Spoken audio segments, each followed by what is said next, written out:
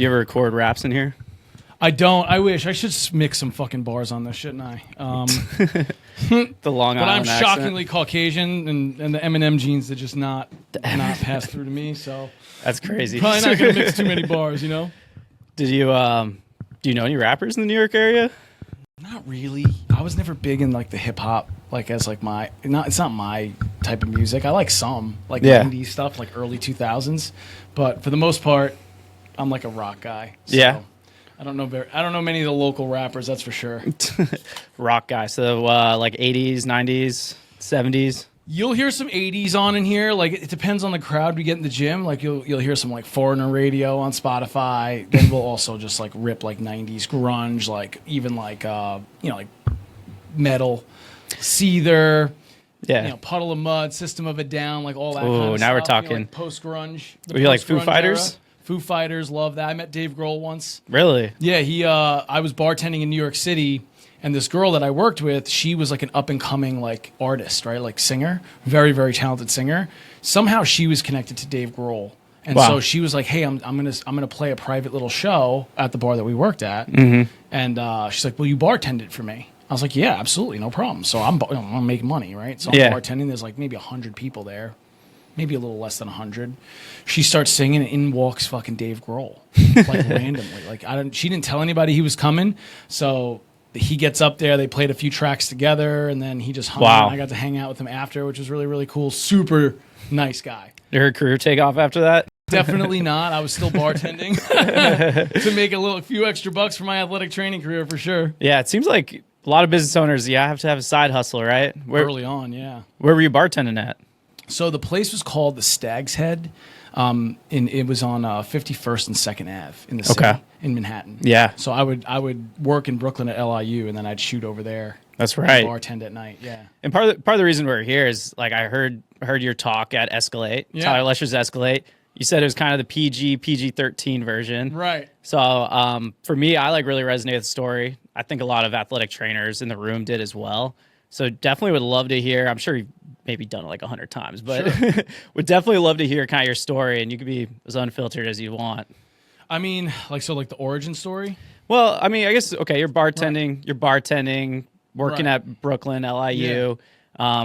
How are we here in your studio now? Right. So, great question. So, like most athletic trainers, I really struggled with the money part, right? And, for me, I grew up in a single parent household, and then, lost both my parents really young. So at a young age, I was kind of forced to take on a lot of responsibility. I didn't really have a lot of safety net with my family. Mm-hmm. I was like the only one that was going to save us kind of. You were the provider. I was the provider, right? So I just always found a way to get by on my own. So I'm working at LIU. It's like 60 to 80 hour weeks. I was making $30,000 a year. So after taxes and my benefits coming out, I was taking home $1,600 a month. Mm-hmm. And they would pay me on the last day of the month. Man, that's so the stressful. first month I had to work at LIU, I didn't get paid for an entire month. I worked for a whole month for my first $1,600 paycheck. You're just sleeping someone's couch in Brooklyn? In Long Island? Me and my best friend, he got a job in the city around the same time. So we split like a shithole, ghetto ass apartment in Bushwick, Brooklyn, which is really nice now. Back when we lived there, it was pretty rough area, like Myrtle Wyckoff, like J Train, and so you stick out, right? So we shared a railroad style apartment, which meant you had to walk through my bedroom to get to his bedroom. Oh man. It was $1,000 a month. It was roach infested, rat infested. This fucking building was absolutely, it should have been condemned. Like the fact that we were allowed to even live there was miraculous, but it was close enough to the city for us to live there and afford it. You're not taking the train in from Long Island every day. No. I had a car, but I would mostly just drive from Bushwick to downtown Brooklyn, and then we had a parking garage there where I was able to park at least, right? So, anyway, obviously $1,600 in New York is not really enough money to live, even back in 2011. So thousands going to rent. Yeah. We were splitting that, so $500 each. My student loans were $700. By the time you paid your cell phone bill, my car payment, my car insurance, I was broke. I had $0. So I would bartend every weekend, sometimes working 30 hours straight. Like I'd go from LIU straight to the city, bartend all night, go straight back to LIU, and then be the sole medical provider for Division I men's soccer. Jeez. You know? So it was super stressful, you know, and I basically that was like my last ditch effort to stay in the team side of sports medicine and athletic training. Right. Thinking if I just did a really good job and got great results that I would be rewarded for that. And unfortunately, that's not how life goes, right? So I ended up quitting that job after, you know, I was telling you at Escalade, or the story goes, is like rehabbed a baseball athlete from Tommy John to draft pick without throwing a pitch. You know, it was like really instrumental, I think, in helping to turn that sports medicine department kind of around and like really start to have it be a place where the athletes actually saw the value, and instead of like in most small schools, like athletes avoid the athletic training room because it's like, oh, they're just going to shut me down. You know what I mean? They don't see it as a place where they can go get good care, right? So a lot of them are like, oh, I have to go there. I'll go to my PT or my chiro or somebody else on my own, right? So we started really changing the culture where it was like the treatment at the school was a really high level stuff. And again, unfortunately, it just didn't go my way. So I took a job in the city at a PT clinic, and I fucking hated that for just different reasons. Mostly because, you know, I was getting paid more. I had a more regular schedule, which was helpful. But they just took advantage of me, you know. It's like insurance based? Yeah, it was an insurance based clinic, right? So it was odd because like they would give you the reason, oh, Mike, we can't pay you a lot because, you know, we can't bill for your services. But meanwhile, I was literally treating my boss's entire caseload for him. And he would just sign off on the notes. How much? Right. It's like, how much is he making on top of all that? I mean, again, for me, I was a little golden goose. You know, I could treat a whole caseload by myself because I had the experience and the skill set. He wasn't worried about my decision making. So he obviously valued me for my skill and my knowledge, but they never valued me because of my credential. That was always the thing that kind of was like holding me back, right? So, you know, but I did start to learn the private side, you know, where patients would come up to me after their insurance would cut them off and then be like, hey, can I keep working with you? Like, I'll just pay you. Yeah, just on the side. Yeah. I was like, okay, well, I didn't know if that was legal, but like I said, at Escalate, fuck it, because like my mom was sick with cancer. Like I was taking care of her and trying to work in like 80 hours a week and just trying to like hold my life together. And like the big piece of that was not having the financial resource to help anybody, let alone help myself. That was the worst part. You had to get creative. Yeah, I came back to New York to help my mom, and here I am struggling. I'm barely able to survive on my own, right? So I just had a really hard time with that, like mentally, emotionally. So when people started like paying me out, you know, and I was like, oh shit, like I can actually make decent money doing this on the side. So what did I do? That was basically my third job. I was training people and treating them on the side for cash. And that was really the big catalyst moment for me where I realized that the people I was working with were the ones that valued me the most, not the people I was working for. Right. You saw the results with like the baseball player. You didn't get rewarded. Right. You saw the results with these patients literally coming up to you after insurance, and it's like they're willing to reward you, but your boss isn't. Right. And so you're like, boom, I'm going out on my own. Basically, and again, it kind of happened organically that way because the way it went was like when I was training people at the facility, I would pay the house $20 per client. Now they also had to join the gym there. So the house was getting the membership fee plus the $20 per session. So when I started really training a lot more people, my bosses didn't like that because they were like, and then I asked to like cut my hours in the clinic so I could do more of that because I was just making more money there. But I was also keeping people in their business, right? So like these people would have been discharged and left. Instead, they were getting monthly recurring revenue, but they didn't see it that way. They were just like, it's kind of the classic. People want to see you do well, just not better than them. Right. So they see me doing well, and they just wanted to squash that as soon as possible. So they just kept raising my price. Around the same time, having been frustrated with that whole scenario, I started, this is like around 2011, 12-ish. Okay. When CrossFit started exploding. Right. Now, I wasn't really into CrossFit like as a sport or for my own fitness. I did see the opportunity though of like, wow, if I could put like an athletic training room or a PT situation in these CrossFit gyms, it's a fucking gold mine of exactly the type of people I like to work with. So I actually started negotiating with a CrossFit owner in the city to potentially do this little athletic training model. And, he was just super hesitant, right? So it was taking me a long time to convince him to let me go for it.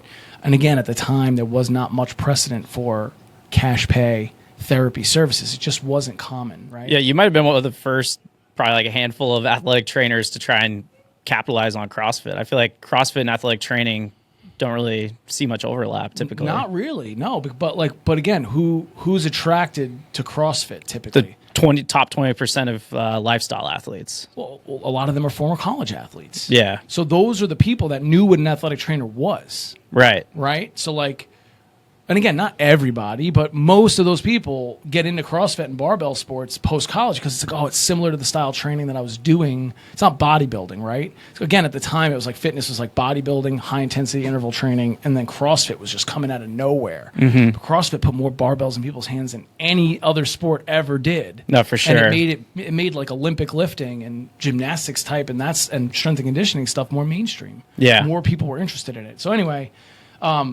as I was having that conversation, I kind of rekindled a relationship with a former classmate of an undergrad who was also a sports medicine major, but he went the strength and conditioning route, and he was opening like a sports training place on Long Island. Oh. So we decided to team up, and it was around a good time because I was starting to get burnt out of the city, and I was commuting out to Long Island every night to go take care of my mom anyway. So it was like, if I can get closer to the island where I'm from, I'll have more time to spend with her and help her out. So it was like a win-win. So I took a huge pay cut. I lost all my clients because I was just like, I'm moving out of the city, moving in. Essentially, I moved in with my mom, like while she was terminal at the end, to take care of her and start this business. How old were you?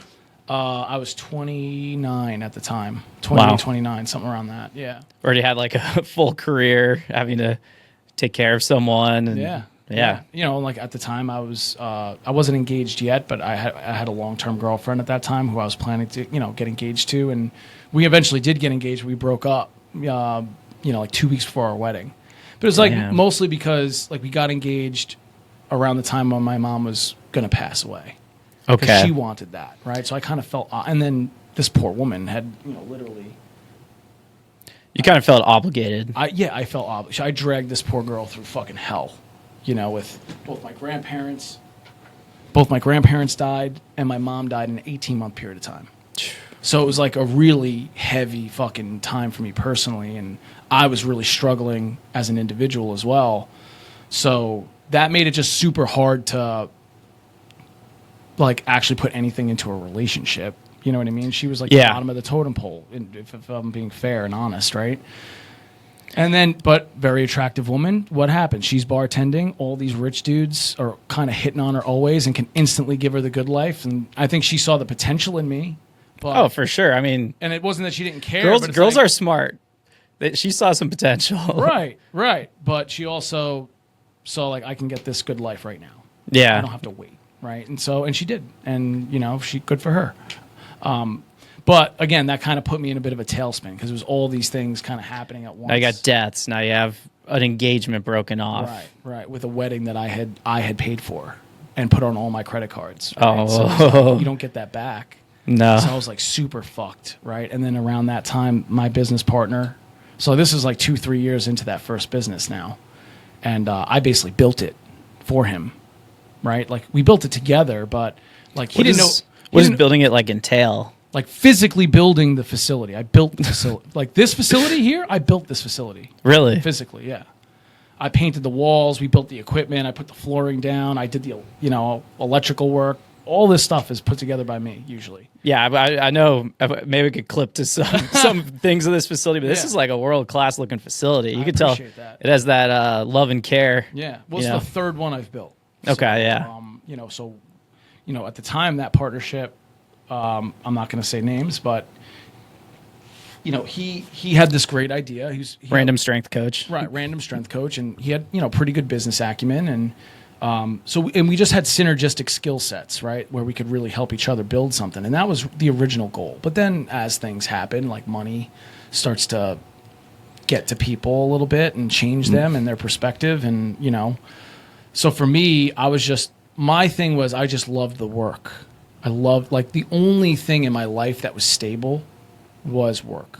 Right. Like, that was where I felt like I had control. That was where I felt like, I had some kind of constructive outlet for my stress, my depression, right? So it's like I could barely peel myself out of my bed, and then I'd get to work and I'd be fucking awesome all day. Yeah. My clients would just, I got such a dopamine rush just from being with my people and helping them get better. Yeah. And that's what saved me, honestly, because otherwise it would have been fucking drugs or alcohol or Right. suicide or something fucking awful, right? So in your 20s, you found you had a gift through working Yeah. with your clients, and then you kind of were forced to go out and do it on your own for Right. that like freedom and sustainability. For you, it was never about like, I want to get rich or anything like that. No, well, it was. I wanted to practice with some level of autonomy, and I was just tired of being under other people's thumb all the time. And then that was what happened with my business partner. Right? He was promising me equity, all these things, and you're going to get paid equivalent to what you bring in. And then every year the deal would change. Yeah, And then business he's partner. buying a new car, he's buying a house in Garden City,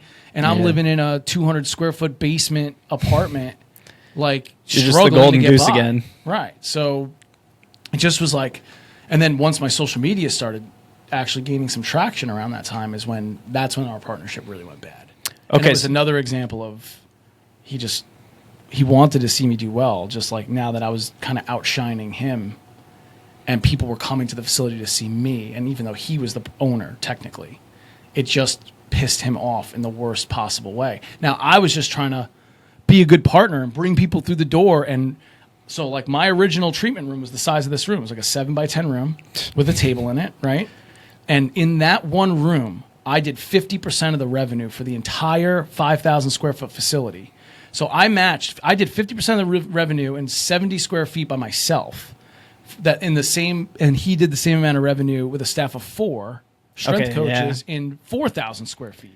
I was about to say, a strength coach might be like, well, I need space for 100%. Yeah, They're but- just very different models, right? Yeah. There's a lot more cost that incurs in a gym up front, but and the revenue is usually a little slower because it's monthlies, right? Smaller amounts for training. Mm-hmm. Whereas like the one-on-one service that I was doing, you could charge more for. Right. And because I just required less space to do it, Yeah. in the beginning, it was a more viable model. He didn't see it that way because eventually he just muscled me out with the lawyers because he thought that the business was going in a direction so like when we first started, it was all about being the best on Long Island. We wanted to be the best. We wanted to be the Cressy Sports Performance of New York. Okay. That was the goal. Like be the known spot where all the top athletes go. Yeah. But then as, building an athlete demographic is tough because athletes are transient. They're not always around, It's Yeah. hard to build a business there. So you also need like an adult population to work with. And he just was like, he went to like a mastermind group, was like, nope, we're going to focus on adults and like, more template-based programming, more like focus more on a scalable business model that can be replicated more easily versus like the higher level stuff that required him and I to do a lot of that programming and work. So start stripping out, again, the Stripping love out and the care. quality Yeah. and the part of it that I loved. Right. Right. And then to make it more scalable and more of a moneymaker. And he's wildly successful now doing that, but it just wasn't what I wanted. Right. Right. So he muscled me out with the lawyers. And at the time, the Movement Underground was an idea for a podcast. Okay. That was the original we are. branding that I had already created. I was going to start like a lifestyle company, apparel, media, just all around movement and fitness and health and rehab stuff. And then so when I got muscled out, another strength coach buddy of mine who I had worked with in the past was moving into a new facility. And I was like, hey man, I'm out at so-and-so's place. He's like, come here. There's a bigger space for $1,000 a month that I could rent. Ooh. And I was within a month, I was up and running in a new facility. And because I had the brand already done, I just went with it. I was Yeah. like, fuck, like trying to come up with a new brand. Cause he also stole my brand. It was originally called Recovery Lab. Okay. And then but because he had the incorporation for the business, he's basically, oh, you could call yourself Recovery Lab, but I'm going to call this Recovery Lab too, because he knew that he would get the traffic from it. Yeah, this is a note to people starting a business with a business partner. It's like, Don't do it. Yeah. Well, get it in writing. Get it in writing. Don't Get it in get writing. No promises of handshakes. equity. Right. No, yeah, it's very disingenuous. And again, I don't think in the beginning it was meant that way. I think as we got into it and the money started coming in, and he has the accounts, it's like this is, and again, I'll never forget this. It's like etched into my brain. The last thing he said to me before he was basically like, get out before I call the police was, this is my business. Even though I was like, you don't know which way to turn a fucking screwdriver. Dude, like there's not a fucking single thing in this place that hasn't been touched, built, or put together by me. Jeez. Like the planning, the structure of the business. I did all the marketing. I did all the treatment. So The Take Advantage Lab. well, that was kind of the theme of my career up until that point, right? So, Yeah. That was around the rock bottom point. I lost my business. I lost my girl. I lost my family. Right. And so at that point, I was like, fuck it. If I go all in and fail, I'm in the same spot. Right. Yeah. Now, I literally had nothing left to lose. That's freeing in a way. It was. Probably felt really shitty at the time, Well, but it was interesting because as horrible as the whirlwind was, I think there was calm in knowing it's like it really can't get much worse. I have my health. I am good at this. Like if I could just figure out a way, and these things started lining up for me, like that other space, like literally was available right then and there. I was able to get in with no money down, just start paying rent. $1,000 I already had a a month. book of clients that I was bringing over with me, right? right. Because I had built all the relationships. Yeah. And that's when I started to learn that's what matters more. It's not the marketing or the followers or any of that shit. It's the trust and credibility that you can build with people by doing the right thing. Right. And like actually giving a fuck about their outcome. And that was the thing that I always did really well. And at the time, I wasn't doing it on purpose. I was just doing it because I thought that was the right way to do it. Right. So, You kind of naturally built these interpersonal relationships. That was always your focus on their outcomes. and that's really the foundation of any good business, is the business to business partnerships that you can create, the relationships. When people really trust you and see the effort and time that you've put into your craft, and then that can come through like authentically. There is no better marketing than that. Right. It doesn't exist. Like everybody wants the fucking secret to how to build a 7-figure business. That's the secret. Oh, yeah. It's the no talent stuff that really moves the needle the most. The no talent stuff. How you treat people, how like if you're excited when they walk in the room, like the energy you bring, like thank you, giving before you ask for something to receive, right?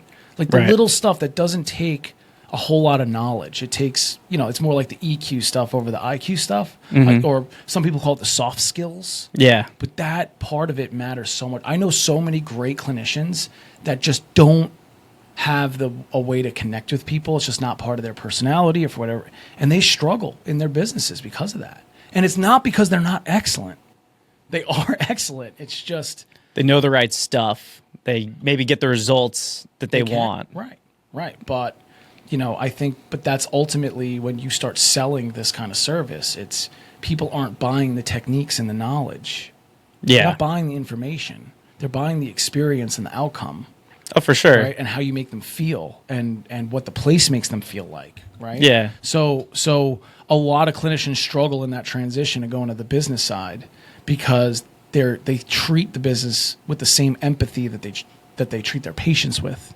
But you also have to have a level of pragmatism, and so now all of that, soft skill stuff is still a huge piece of what we're doing, but now we do it on purpose. Yeah. We do it with intent. Yeah, when I walked in here, something that stuck out to me was just one of your guys working on someone on the training table, and I thought it was him talking to the patient, but I looked up and the patient was just talking to the practitioner as he's stretching him out, rolling him out, and I'm like, wow, okay, he's paying for the experience, he's paying to be heard, and he's paying to get better ultimately. So yeah, exactly, and that's ultimately the choice, right? It's like you pay if you pay out of pocket, now you get this really great one-on-one experience with somebody who actually knows you, what your goals are, versus like kind of the McDonald's version of insurance care. Which, don't get me wrong, there are plenty of great therapists and clinicians in insurance-based models. I'm not saying that there's not, but that system is set up for scale, for volume. It's not set up for quality and outcomes. yeah, and Right. so with the movement underground, for one, where'd the name come from? So The Brooklyn basement. it was partly the Brooklyn basement. So when I was in the PT clinic, within 6 or so months there, people started to know, oh shit, Mike really knows his shit. So and my boss was a great guy, the owner. He's a PT, strength coach type, athletic trainer, worked with like the Rangers back in the day, like was very well accomplished guy, but had a huge ego. So like when you ever asked him a question, he would make you feel like an idiot, right? Yeah. No, because he wanted himself to feel like, oh, I'm the man. So, and he didn't do it on purpose, but what he did was he turned a lot of people away. So like a lot of his staff didn't want to go to him for stuff because why would you want to be made to feel like a fool for asking a question or trying to learn? Yeah. So they would just start coming to me and asking because I was just like excited about the information and to collaborate and so I earned the respect of my colleagues and then, you know, a lot of the other strength coaches who would train people at that place, you know, they all had injuries and stuff. Some of these guys were like professional rugby players or, you know, playing in like, and then working at the clinic during the day. Cause it's not like you make a lot of money playing pro rugby. Some guys had their own businesses, but they were still training some of their clients in New York City that were like high profile clients. I mean, we were training people, CFO, BlackRock, like all the, like we were in the front, like the NFL headquarters was down the block. Roger Goodell would come in. Rob Manfred would come in before he was the commissioner for like, so we were treating a very high, like, so again, to his credit, he had developed the reputation of bringing in a lot of celebrities. Like I was rehabilitating Jordan Belfort for 4 months. I didn't know who he was. I had no idea who he was. I just thought he was some fucking corporate goon. Like, and he was great. I loved him. He was hilarious, super funny, but he was always late. He always would want to skip out on his exercise and just get treatment because he had really bad back issues. And I'm like, Jordan, you got to fucking that's what you do tell your exercises, man. Like, you got to do this, or you're going to be crippled for the rest of your life. Like, seriously, man. Like, what the fuck are you doing? He's like, Mike, I swear, I'm going to do them later. I'm meeting with Martin Scorsese. They're making a movie about me. I'm like, what? I'm like, shut up. You're like, who's this guy? Yeah. He's like, you don't know who I am? I'm like, no. He's like, do me a favor. Google my name later. Let's just say allegedly I made a lot of money in some questionable ways and I did some time for it. So what do? I fucking Google his name and the first thing that pops up is the Wolf of Wall Street. Stratton Oakmont. Dude, I had no idea. I was so even though I was in New York City and a lot of my clients were like corporate bankers, hedge fund people, I don't fucking follow that stuff. I was broke. Assets, investing, that was not something I was talking about. I'm like, I got enough money for a Subway sandwich. Like, I'm set for the day. Well, that movie I think is like set the stage for so many, I don't know, ideas in guys my age. Like we all look at Wolf of Wall Street and we're like, that movie's fucking awesome. It was incredible. It's just really funny because like, and again, I stopped working with him before the movie came out, so I still didn't really know the whole story. But he was going to meet with Leonardo DiCaprio and Martin Scorsese about the script. Man. And I remember like a couple of weeks later, he told me there was like a couple of things in the script that didn't really happen in real life, but it was really funny. And I found out later, like watching like an interview of him on TV, and the thing he was talking about, like the ship scene. Yeah, like they were like, "Get the lewds," like that actually never happened. No, it didn't happen like that. Where yeah, it was like they were going to sink. They were like literally trying to run across the Mediterranean to get some cash. That's so we got funny. to work with a lot of really high end people, and it was cool experience. But again, it's like at a certain point. This is the one where you're working on the side? Right. So, so at the time I was seeing clients on the side, but the other coaches started calling me the Underground. So when they would come to me, they'd be like, oh, I'm going to go see the Underground later. And it just became like our little like code word for like helping each other out without boss knowing about it. Because, otherwise that's you just crazy. Get ripped open. And so the movement underground, I thought about like the recovery underground. I just thought I loved the imagery and like, the underground, what it means is like it's a revolution or a group of people who believe in a alternate way of expressing themselves or like doing a cause. something. Right. So you think of like a traditional underground. It's like, okay, it's like a revolutionary, underground revolution of like freedom fighters, right? And so that's kind of like the message I'm trying to get across is like, healthcare is healthcare, but health is health. Right. And just because we call it healthcare doesn't mean it's optimal for the person in front.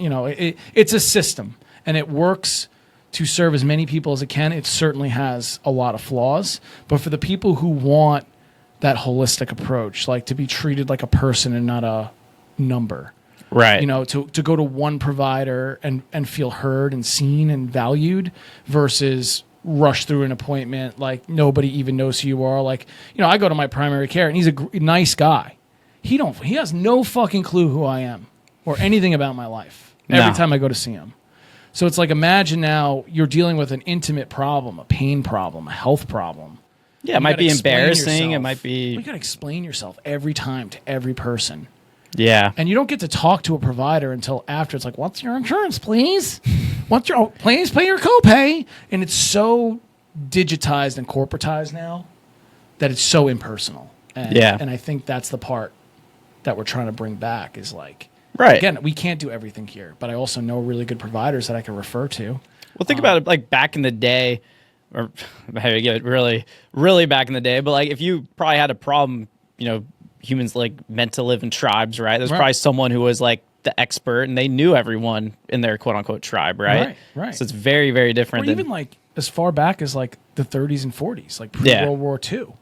Your family physician would come into your home when your kids were sick. It was somebody that you knew in your neighborhood. It was like a friend of yours, not who also happened to be a physician. And like that was the healthcare. And again, it's like we didn't have all the technology and all the advantages that we have now. So again, it's a double-edged sword. It's like we have this amazingly wide-reaching network of specialty, but that specialty is so over-leveraged that there's very few places where you can go where somebody has a really solid general knowledge base to help you navigate that system. And that's where people get mostly frustrated. It's not so much that the providers aren't good at what they do. It's more so that the system itself is so difficult to navigate that it leaves a lot of people stressed out, frustrated, depressed, or it's expensive, and they still don't really get the answers that they're looking for because everybody's looking at these things in silos instead of the truth, which is the whole person is the only truth. Well, I'm sure for like Mr. Belfer, it's like, well, you can just get written a script nowadays, and then off you go. He did plenty of that. He did plenty of that, but that's part of his issue too. That's a lot of people, I feel like. Right. Oh, definitely. Yeah, of course. It makes it so convenient if I can take a pill and my pain goes away. Right. But that you take that pill, that time that you get for that pain relief, that's a loan. That's a loan against your future. Yeah. That's what people don't realize. They're trading that time. You didn't just solve the problem, you covered it up. Mm-hmm. And now that problem's going to manifest into something different, more insidious and worse later down the line. There's interest on it. Fucking hell yeah. And that interest is your time. Yeah. And your quality of life. For sure. So it's really tricky now because, especially in the realm of like social media where every guru seemingly has the answer and, it's easy to be firm in your stance for clicks, but when you work with real people, it's very tough, man. It's nuanced and lots of variables that you have to navigate. And that's why I've always liked this model and the athletic training part of it better. It's just like getting to know your people really well gives you so much more information that is tangible for how you might plan or prepare that athlete or person. For sure. And as you mentioned, tech being a double-edged sword, you're one of the good guys on social media. I appreciate that. I try. Clearly you've struck a chord with people, right? And so, like, how do you get into it? Like, did you just start posting on Instagram to see what happens? Like, so when we first started the company with my former partner, and again, it's like you build a business and now you need clients. And it's like, okay, we're always looking at marketing. Okay, how do we market? Oh, social media marketing. Okay, social media marketing. Who's the best at that? Gary Vee. Okay, I started watching tons of Gary Vee content. Gary Vee. Fucking love Gary Vee. That guy changed my life. And I never even met the guy. Wow. So I was like, all right. So I start watching it. And his style really resonated with me. It was like I was talking to a friend from home. Okay. Dropping F-bombs and like super just wearing your heart on your sleeve. I so appreciated that, right? But I was also terrified to do it at the time myself, put myself out there like that. But I knew I needed to make content in order to get people to be aware of what I was doing. So I did it selfishly, man. I started making content to promote my business full on. I never wanted to be an influencer. It wasn't something where I was like, oh, I'm going to get a lot of followers and make a ton of money. It was like just going to put my stuff out there. So I started just recording my sessions with a GoPro. That was because that's what I had. That's what, when I was able to film myself with the GoPro and work with my clients. So on social media, on Instagram first, I got known for doing all the treatment shit from the first person. And it attracted a lot of other therapists because it was like, wow, it's really cool to see you work on somebody from the angle that I would see. Yeah, because that's brand new. No one's presumably ever done nobody that. had ever done it. And Yeah. again, I wasn't doing it to do something new or different. I was just like, this is what I can do. Gary Vee and a GoPro. Gary Vee and a GoPro, right? And then I started putting one on the wall, on a suction cup, and just like really crudely recording the whole session. And then while I was explaining stuff to my client or athlete, I'd explain it to the camera. So it was a little bit of like the Deadpool, like kind of breaking the fourth wall, where I'd like talk to you now as if you're in the room. And I started putting the full clips on YouTube and calling them session sit-ins. Like, come sit in on one of my sessions. And they started going viral on YouTube. I started getting I had one video where I was working with one of my pro bodybuilders that had like 1 million views in like 4 or 5 months. So the YouTube really is what started taking off first. And I still get people that come to me from those YouTube videos from like 10 years ago. Really? Even though they're crudely recorded, I'm fucking horribly boring because I was crippled with imposter syndrome. I was so worried that people wouldn't like it if it was just my personality, right? So it was just you're holding back. When I would put the recording on, it would just be pure information, monotone information. But again, nobody was putting out information like that, the integrated manual therapy and movement, or how I was assessing people's movement and then determining how to treat them with my hands from that. And again, I was just doing what made sense to me. And I didn't have any clue how much it was going to resonate with people. Right. So you're more focused on like, well, I mean, obviously GoPro's what you had, but probably how it worked was you have this unique angle. So visually it's cool. Right. And it's very educational. There's a lot of information. But at the time you were kind of like holding your personality back a little 100%. bit. But it didn't matter because YouTube, everyone loved it anyway. Again, and I think also at the time, again, this is like 2014-ish, right? Yeah. YouTube was a thing for sure, but like in the clinical space, not a lot of people were putting up a lot of YouTube content, not manual therapy stuff at least. No. So I think I just kind of hit that algorithm a little early, or was like one of the few like sports related therapists putting stuff. Like I wasn't just doing ring dingers on people. You know what I'm saying? Like you see those videos or like the chiropractic videos are just like cranking on people's spines and those go viral. Yeah, just because it's like, what? Whoa, what the fuck, right? But so it was like a little bit more of like, wow, this is like a way that, this guy's treating. I like the way he treats, the way it's all integrated. And then once I got better at making the content and my experience was really positive for the most part, it became easier for me just to be more and more just myself. And then that's really when like the Instagram started taking off. When like in a lot of the content people see now is like literally just off the cuff. My videographer, I can tell. He records me, and I just do the same thing I did back then, break the fourth wall and explain it to the person watching. And now we have the visually striking background, and it's highly edited with the so like now obviously the production value quality has gone up quite a bit. And now it's even resonating with people more on the short form stuff. So it's it's really, really a lot of fun. I love it. So you genuinely love making content now? I do. It's mostly because of the interactions. Like I've met so many amazing people through social media. Like before Escalate, Tyler and I had never met in person. And we'd been friends online for years before that, right? Like he'd message me, ask me questions, ask me for advice.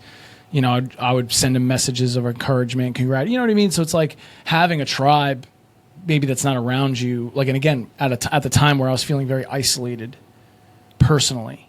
Right. And then all of a sudden, all these people that are doing what I do, reaching out to me and like thanking me, and that it resonated with them. It was like such a validating thing that I needed at the time. Right. It's like, okay, I do have value, and there are people who see it, and that was like a little bit of a dopamine surge, right? And so it made me feel really good to be able to kind of give back to my profession, even though at that time I was really disheartened by it. Yeah. I mean, you found people obviously locally, but then across the country who joined the cause, or I guess worldwide, really. Yeah. I mean, well, now again, that's the coolest part, and that was the message I was trying to deliver at Escalate, which is, athletic trainers so often are too comfortable sitting at the end of the bench and being behind the scenes and completely unknown. But then that same athletic trainer will complain that they're undervalued and underpaid and overworked. But they only tell people their value. They don't show people the value. Right. That's the problem. It's a marketing problem. It's like it took me 10 years of business ownership to look at that problem that the Athletic Training Association faces now and go, it's a PR issue. Right. It's not the profession. It's that nobody wants to share it. I just shared it. I'm not special. I'm not the best athletic trainer out there. I just put it online for people to see, and I showed people the value of the skill set. Yeah. Right? Yeah, no, I mean, that makes sense. I mean, strength coaches, based on the average strength coach's personality, they're very much have no problem telling their value, right? And doing some, maybe not social media marketing per se, but look at what gets popular. It's not the basic stuff that we know works really well from like an evidence perspective. No. It's like the Joel Seedman 90-degree angles, fucking weird shit bouncing on a Bosu ball, and some secret Nelly Aguilar's functional patterns where everybody's just fucking their body up with resistance training because we don't naturally move in an evolutionary way that way. It's like all bullshit. These people will have a hard stance, right? They'll speak in absolutes, and they'll generate a lot of following that way. They have that absolute certainty that they're Right. just... Right. Yeah. And then what happens is people start training that way. It's like, okay, unilateral patterns. Great. There's nothing wrong with that. It's a great way to train. I do a lot of that here. It's not the only way to do it. Right. And it depends on what your goals are. Right. Yeah. So, yeah, people feel better from doing something different than they were doing previously because you regressed it. Like, okay, fine. Yeah. But, let's call it what it is. And again, those are the things that go completely viral, get millions of follows. And so, and I've always just tried to walk the line of like, here's what's in the real realm of what the evidence says. Here's what my clinical experience tells me. Here's what my experience, and this is what I'm sharing with you, why I do what I do. And that's less controversial, so I don't get as many clicks, but that's fine. I'd rather put out good information that's not bullshit. And, is it biased? Sure, it's biased towards my preferences, of course, but... it's your experience. Yeah, exactly. But I think I color inside the lines decently well. Okay. Well, I listened to a little bit of a previous, What the Cup podcast you were on. Yeah. And I know you mentioned on there, everyone's, looking for, the algorithm, the step-by-step. So Right. it makes sense that, stuff that goes viral, it's like the how to build a business, Right. in 5 simple steps. Right. Everyone's looking for, what are the 5 things I need to focus on? And probably your content, to a certain degree, it's a little more no, this is a nuanced thing. Right. Here's the case, here's how I treat it. And, I mean, that's how you learn, really, is, you have to see... You need experience, right? You're sharing your experience, which is Right. going to make practitioners more well-rounded than a simple X, Y, and Z. Just follow the algorithm. Yeah, and again, where does that come from? It comes from pharmacology. If-then. The if-then statement. If you see this clinical symptom or sign or test result, then you prescribe this medicine, right? Or then you do this procedure or this next exam. So we learn medicine in this algorithmic reductionist view of parts and systems, but that's not how human beings work. No, we're not computers. Well, it just doesn't work like that, where you can manipulate one hormone and have that one hormone be the only thing that you're manipulating, right? You're manipulating everything that that with, and there's countless interactions in our body. And again, it's not meant to fuck people over or steal from them, because it's to know everything about the human body would be impossible. Right. So a cardiologist has to spend 12 fucking years in school learning just about the cardiovascular system, and in particular the heart, because that's how deep that bucket goes. The problem is, if you only know that bucket and ignore everything else, you're wrong. Yeah. Right? And that's ultimately the underpinning of why a lot of people are dissatisfied with the current health model, right? And again, I'm not a cardiologist, but I know enough to recognize a problem when I see it so that I can refer it out. Yeah. I have a deep enough skill set of knowledge to be able to say, hey, this is a person who's compromised in this way. Here are the things we're going to do to start to untangle that and get them on a path of sustainability and reverse it. Reverse the underlying cause, not just cover it up with a statin or a blood pressure med. Right. Yeah. You got to get the root cause, and don't just take loans to feel better, right? Exactly. One thing that you said that kind of brought up in my mind, I'm a computer engineer by trade, so everything here was learned from being an athlete up through college. Did club rowing. Quick shout out to my athletic trainer Jenny Faylash. Nice. She saw that we were going to do this podcast, and she's a fan of yours. Oh, so that's super cool. Yeah. But that's kind of my introduction to athletic training. So Right. working with her, but something you said is that how a cardiologist has to spend 12 years in school. Nowadays, I'm sure you've use like ChatGPT, Gemini, and those sort of things. Like, how do you see AI changing this industry? Because I mean, you can't take the human out of it, Right. but how can AI like actually be used for good by like practitioners? I mean, I use AI every day. You know what I mean? It's 10x my output in terms of like, you know, especially for like information gathering. I think what's going to happen is that part of the profession is going to become very consolidated to AI tools to help make a lot of those algorithmic decisions on, you know, like plans of care, program design, you know who it should be referred to, what to rule out, right? But I think we're never going to be able to get to this, right? So the two things that I think are AI proof, at least in this industry, the health, fitness, rehab industry, is part of the reason we have these health epidemics that we're seeing in 2025. It ain't food dyes. It's not fucking corn syrup, you know. And again, it's not trying to make a political statement. I actually love that stuff. I think it's great to. You love food dyes? No, I love to strip that stuff out of our food system. For Yeah, sure. 100%. I think it's a good place to start. And is it gonna radically change health outcomes? No, it's not, because our lifestyles are increasingly sedentary. 100%. And it's the lack of muscle mass. Again, you could look at, and this isn't my opinion, this is data. And what I try to do is just disconnect my emotional attachment to the data. But if you look at obese people versus like powerlifting population, people who lift a lot of weights but also have a lot of body fat, right? They're big people. You don't nearly see the comorbidities in that powerlifting population. Really? That you would see in an obese population. So you could make the argument that obesity is less of a problem. It's more of an under muscle issue. Oh. Right? Because people just don't move enough. And your muscle isn't just moving you. It's an endocrine organ. It's the biggest glucose sink we have. Most of the sugar in your body is stored as glycogen in your fucking muscles. Ready to go. Right. So the more muscle mass you have, the higher your basal metabolic rate, which means the more calories you burn just because. It means you have more ability to sink glucose so that it's not just blood sugar spikes constantly, right? And your pancreas working fucking overtime. And a lot of these chronic diseases, cardiovascular disease, cancer, Alzheimer's, dementia, a lot of these things are lifestyle diseases that manifest into different body systems for different people for different reasons.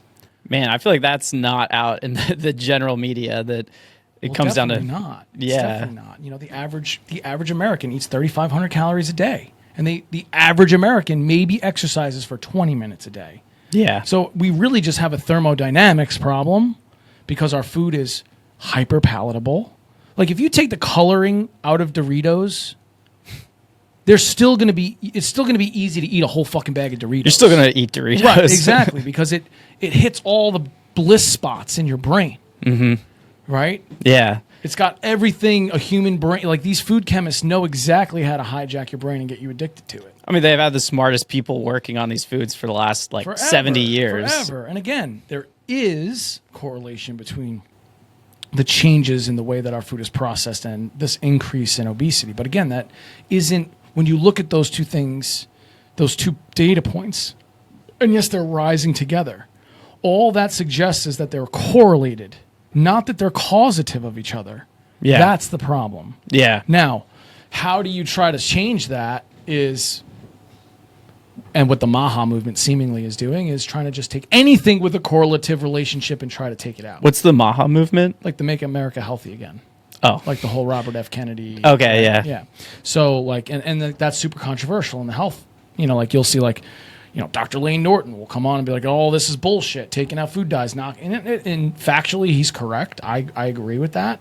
But I think it's like, you know, we have to take these steps one thing at a time. What's the downside of taking food colorings that we know have associated risks with, you know, ADHD or some other developmental issues in kids, like some cancer risks? Like, why not? Even if the dose is so low that we can't create that mechanism, who the fuck cares? Some people might have a very low threshold for tolerance for these things. Yeah. That induce disease or sickness way sooner than somebody else, right?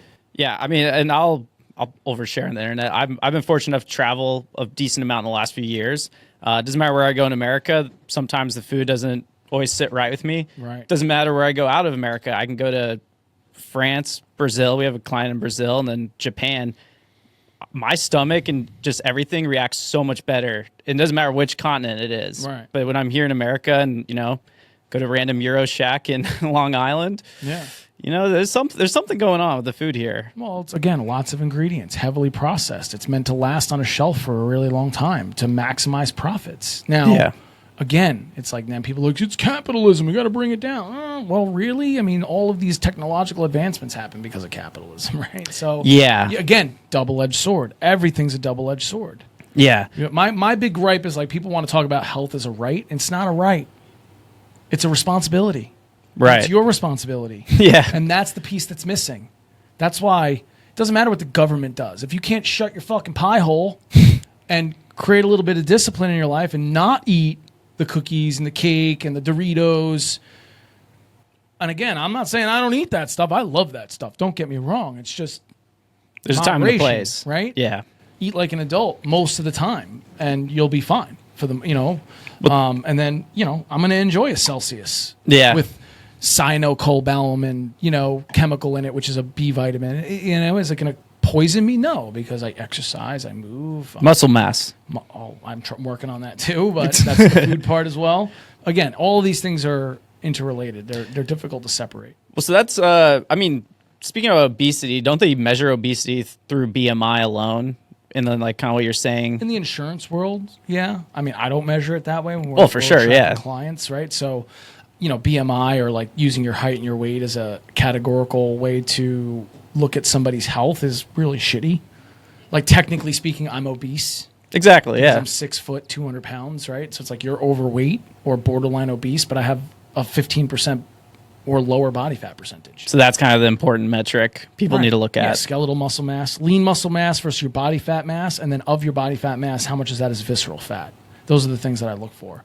How do you find out those metrics? We have an in-body scale here, which is uses like electrical impedance to, so like, again, it's not the best way to do it. It's a really good way to do it. And so we do it as a way that we can offer that to our clients for the purposes of data tracking, and because if we use the same scale consistently, it's validated enough, right? Yeah. It's close enough for us to use that number to kind of help us course correct with programs or diet or that kind of stuff.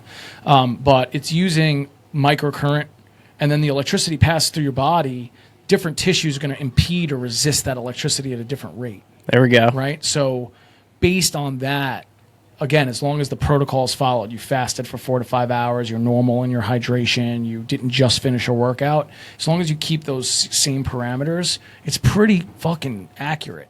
Yeah. You know what I mean? And again, just as a way to show people like where the opportunities are. Like, we'll get people that come in here, with a certain set of goals, right? Like, I really want to lose weight, and then I'll get them on an InBody and I'll show them, it's like, okay, yeah, you do have a good amount of body fat, but the real problem here for you is that you have very little muscle. Mm. So they've been killing themselves with fucking cardio and restricting their diet to get their and then they look at their BMR and it's 1,300. It's like super low because, again, from like a calorie efficiency or cost perspective, muscle is besides your brain, muscle is the most expensive organ you run. Right. Calories. And they're just told, get 10,000 steps and eat less than 2,000 calories and you're good to go. And again, but that doesn't work for everybody, right? So like, and then all of a sudden I'll say, hey, your energy balance, right? So we have to take in your basal metabolic rate. Then there's the amount of calories you're going to burn from eating and digesting your food, which is a tiny little bit amount of thermogenesis that happens there. Then your exercise burn, your movement burn for your total daily caloric expenditure. Then from there, we can figure out your macro split and your calories and actually create something for you where there's at least an energy balance and or a slight deficit so that you're losing weight, right?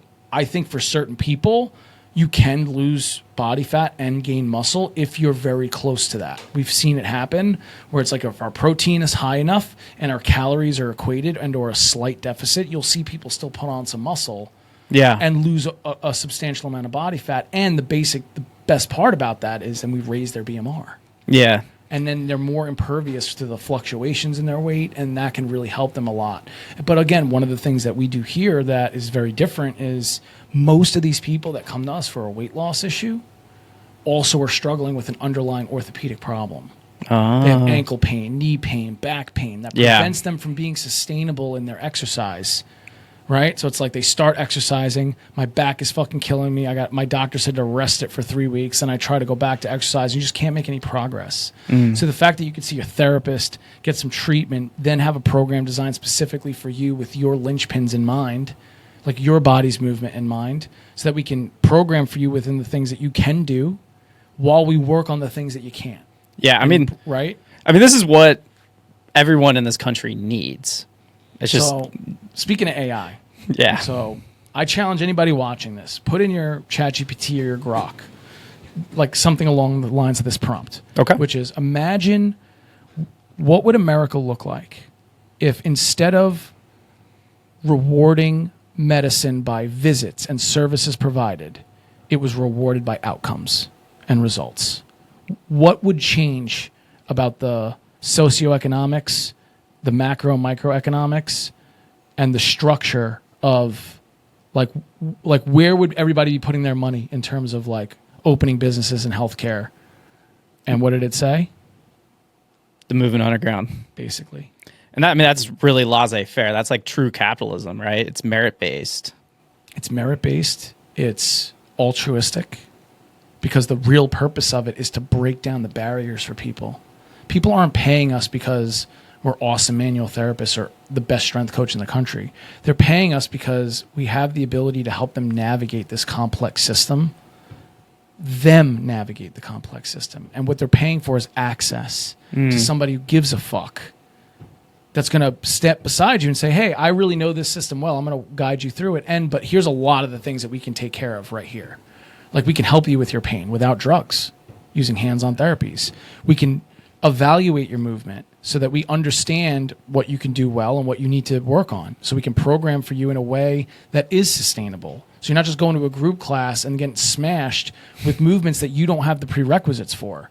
We can be your social support group or your tribe, right? We can provide things like some of these modalities that have some health benefits, especially in certain situations like red light therapy or sauna or cold immersion or intermittent compression or any of these tools that are accessible for people now.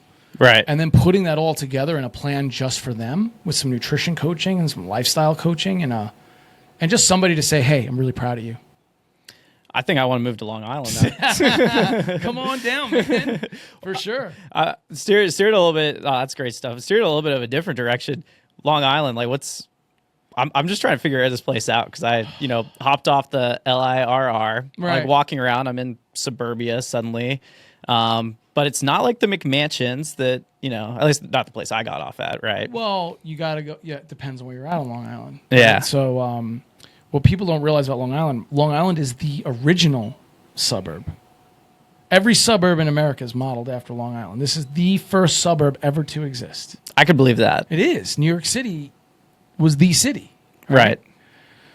People started moving outside of the city of Long Island because the land out here was just so beautiful. I mean, like, you're 5 minutes away from the South Shore of Long Island, Jones Beach. And right now the water is crystal clear.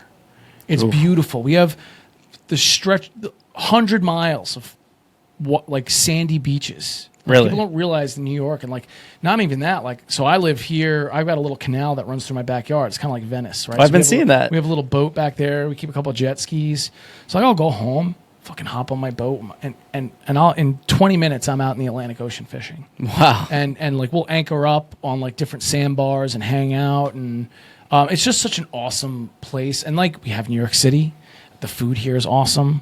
There's just so much to do. And again, I moved away for years because I got the fuck out of Long Island, and then I found myself missing it more and more. Yeah. But the downside, it's really expensive to live here. Yeah. Because there's not, because we're on an island, there's only so much landmass that you can develop. So right now, a lot of people want to be here because, if you really look at, 50% of America's GDP comes out of New York, Miami, LA, the major coastal cities. Right? Throw San Francisco in there. And San Francisco, right? So these small clusters of high density urban areas that have a lot of money and wealth and jobs. And then those suburban areas are very affluent as well because of that. For sure, right? yeah. So for me, it's could I set up a movement underground in Waco, Texas or, somewhere in Indiana? Sure. But, again, for what we're trying to do, the affluence helps. I'm not saying you can't set up a cash pay business in a small town. You absolutely can, especially if there's there's going to be less competition, right? Here, we got a lot of competition, and very savvy consumers, but that's the best part for us. Yeah, I don't know what the exact split is, but obviously a large population of Americans do live in those rural areas, like Waco, Texas. Well, no. Like if you look at population density, and here's, again, I love this kind of stuff, like statistics and history, and I don't have the stats, so I follow this stuff really. Like the reason why Hurricane Sandy was so much more of a devastating event than, let's say, like Hurricane Katrina. Katrina did more damage. It was a worse storm. Fucked up the whole Gulf Coast real bad. But Sandy cost 20 times more because of the amount of people here. Right. And the value of the properties here and the amount of claims that were being made. You got 20 million people in New York City in the 5 boroughs. You got another 10 million people on Long Island. It's 30 million people. It's more. I think like Long Island, if it was its own state, would be like in the top 20 for population. Yeah, I did see that. I think top 15. Top 15, right? So lots of population density, which means there's a lot of stuff, a lot of businesses. And here's a small area of the world where not everything is dominated. I mean, we have every chain you can imagine, but also lots of mom and pop restaurants, lots of mom and pop bars, lots of mom and pop strength and conditioning places, or like small businesses. So it's a great place to be an entrepreneur because there's money here. Yeah. But I guess what I'm trying to say is I don't know what the split is. There's benefits to living in a 100%. Big population area, but it does feel like somewhere like, I know we keep picking on Waco, Texas. We have some clients there, and obviously Baylor's there, but cities like that, like it's chain-topia. Like you're only going to have like a chain PT. Maybe there's like one mom and pop PT place, right? Right. You go to your strip malls, and it's like you're all the same restaurants in every town, and and again, that's what a lot of America is, and it was built after all the capitalism. Like a lot of that's developed recently. It's not. Yeah. This has been here for a long time. So again, it's all to each their own. If I wasn't born here, would I love it as much as I do? Probably not. But like I have my roots here, like my family's here, my friends are here. Yeah. And I just love the ability to, the South Shore of Long Island. It's just a cool place to be. The shore is a huge thing. Yeah. For me, bodies of water. By the water. So I'm originally from Boise, Idaho. Right. Have you ever been out there? I have. Yeah. Yeah. Yeah. Well, when I was teaching for Rock Tape, I traveled all over the country. I went to every small town, big city you could imagine. I spent a bunch of years just on the road teaching, which was really fun. So I've taught in Boise before. Okay, sweet. Smurf turf, baby. Yeah, there we go. Yeah, no, I know what you mean. I was just back home, and it's like I love it here. Just go mountain biking, just do the activities. Yeah, stuff you grew up doing. Like I grew up fishing, and like that was always like a cheap thing we could do. It cost nothing. We would hop on the Long Island Railroad from Lynbrook, and for $1 we could get to Long Beach on the train, and it would take like 10 minutes, right? So, like me and my friends would just hop on the train, go to Long Beach, hang out on the beach all day and every day in the summer, boogie boarding, surfing, fishing, like whatever. So, it just, when I moved to different parts of the country and that wasn't a part of my life, I missed it a lot. You know what I mean? Yeah.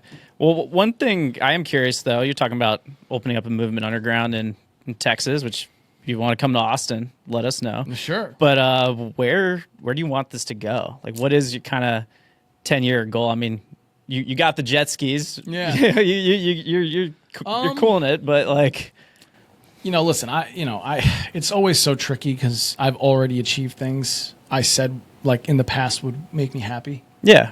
You know what I mean? The human nature part of it is like, oh, you always want more. You always, when you reach that horizon, you start to look to the next one. Yep. I'm really proud of the team that we have here. I think we still have a lot of growing to do as a single brick and mortar location. I'm toying depending on how the next couple of years go, it would be, maybe open up a second one or go into another bigger location. So like what I'm really trying to do is dial in like the flagship model for the brick and mortar that I want to scale beyond that. Whether it's a franchise or me just owning them privately and opening them one at a time, or a combination of those two things. I haven't really decided yet, but I'd like to definitely continue to change the game and try to bring this to more people. So I think scaling is part of like what I'm looking at. But I haven't really thought much beyond that. I'm trying to like enjoy each day and be effective each day, and that's kind of worked out for me. So we'll kind of see. I think personally, I want to do more things like I did at Escalate. I love I love getting on a stage and speaking and Oh, sharing man. my stuff and teaching. I don't teach for Rock Tape anymore, so I really do miss that, like being in front of people. That for me personally is kind of the goal for like 2026 is 4, 5, 6 speaking engagements. Yeah. Release a book is the plan. There we that go. I'm working on now. So, I'm hoping to break into that next level up of like, I guess, influencer, if you want to call it that. But, I just want to leave my mark, and I feel like I have a lot that I can give for people. So I love that, keep man. doing it, man. I love that. We like to end our podcast with like one sort of kind of mystery question. Sure. We usually in Austin we have like a little wheel we spin. Okay. I did the honors and just kind of Spun the wheel? Yeah, I got this question. This one is the unsung hero one. Okay. So who's like one mentor who like really changed your perspective? I know you mentioned Gary V, so we'll go outside of Gary V. God. If I had to pick one, it would be my mom. Because, she suffered greatly and unjustly in her life. And she always smiled. She never complained. She always served other people before herself. And that was like my model, right? And like kind of like our family mantra was always, don't tell me, show me. You know what I'm saying? Yeah. So I think that without that, and then obviously I lost her really young, still drives me to this day. So I would say unsung hero, absolutely my mother for sure. What was her name? Mary Jo. Mary Jo. Yeah. There you go. What's your family like heritage? We're Italian. Yeah, there we go. The family comes from Italian, mostly southern Italy. My dad's side is from Calabria, Sicily. That's like where my mom's family is from too. Oh gosh, Cool. you get along with our director of performance science. He's Calabresian, but right, yeah. The Southern Italians are a little different, a little more chill. Yeah. More chill. Well, I appreciate you coming on the Voices of Valor. This has been awesome, Mike. No, thanks for coming out and doing it at the Underground, man. Super fun. If you want to, we'll drop all your links and everything. Hell yeah. So love it. Cool, my man. Appreciate you. Of course.